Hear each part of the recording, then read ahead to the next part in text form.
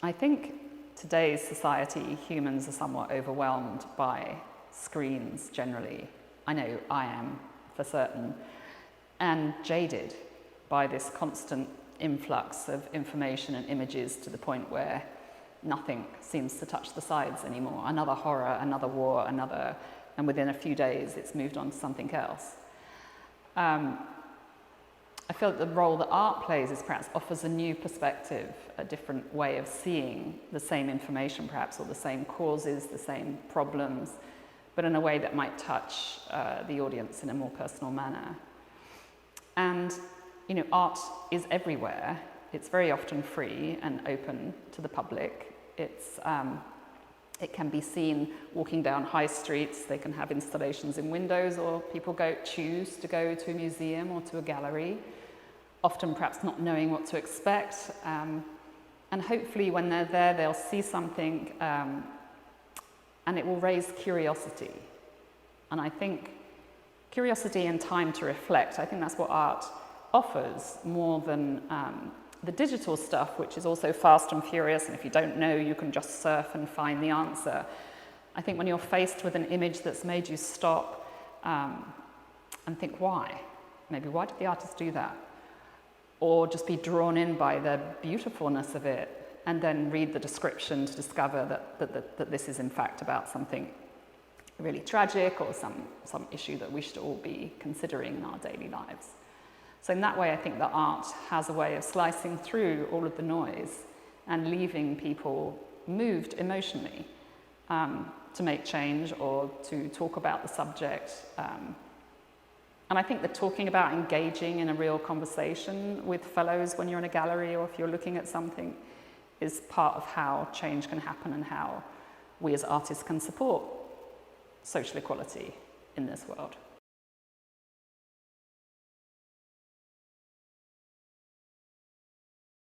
Well, I think the Right Now project hits all the marks on that list of the principles of democracy by really attempting to educate and promote social change and social equality. And in this particular instance, I started this project with thinking about women's equality, and the tipping point of starting it was the change in the status of abortion in America. And then, as I'm English and I read the BBC News, especially the World Service, there's lots of information from all different countries, and obviously, well, sadly at the same time, Mahsa Amini was murdered for having a small piece of her hair exposed. So then I wanted to do global women's rights, and to that end, I wanted to include the fact that men should be in on this story, which is why one of these pictures here has a picture of a man in it. I felt there should be an equal balance within the project of women saying they want equal rights, but also men saying they want equal rights, and then black and white both saying they want equal rights, Asians, Hispanic, you know, then suddenly I wanted the windows to be supremely balanced between equalities of all genders, non-gender, disabled, abled. And it was a real struggle. Myself and Becky McFall, who I was working with, we did lots of outreach to try and bring people in to try and hit this balance that is so important in society and in democracy as a whole.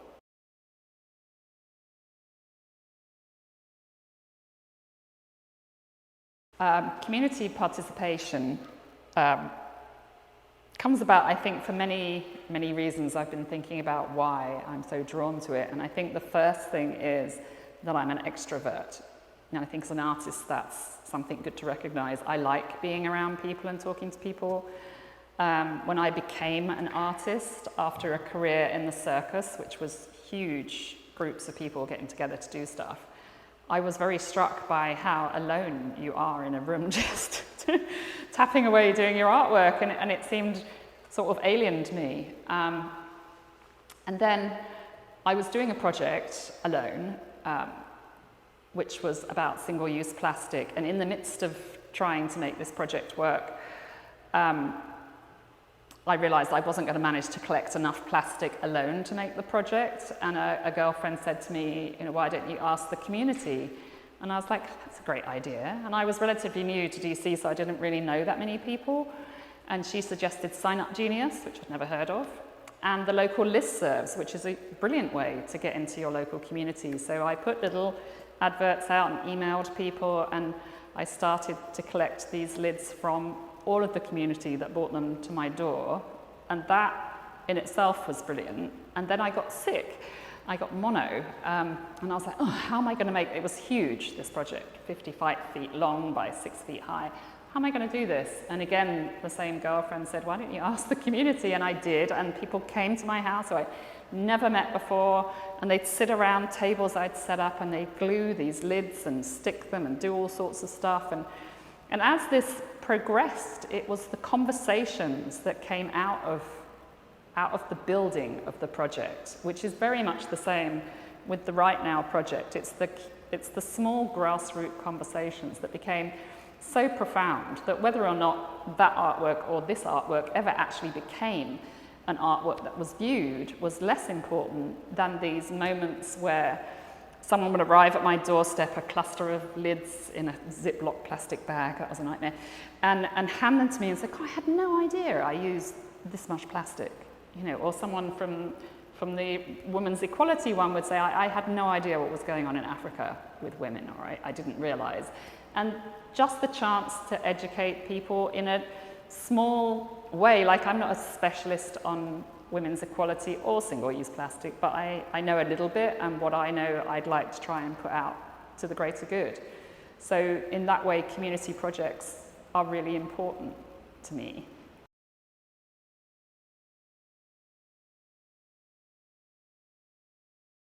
I have a couple of projects in mind currently.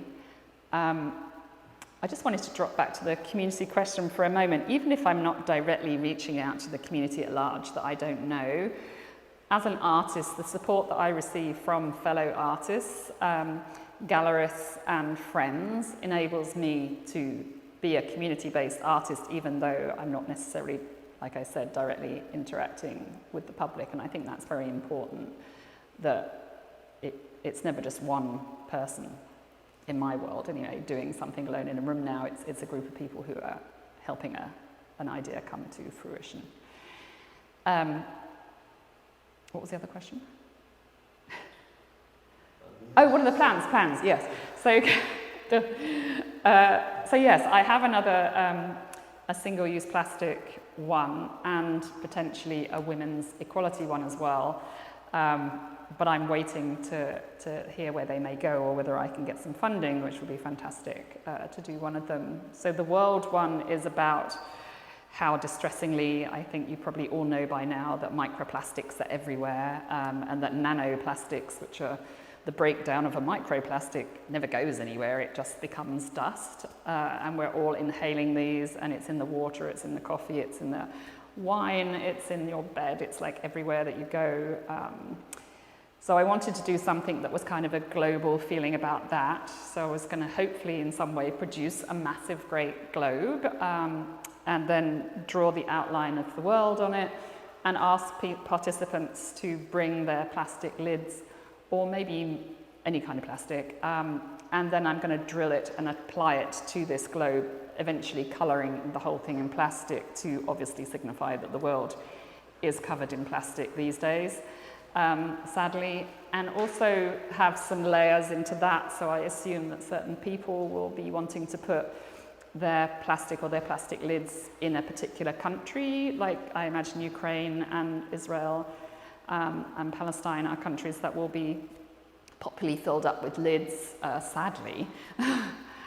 And then I have another project that I'm applying to through Washington Sculpture Group, to do a red line running through trees outdoors at the Sandy Springs Museum.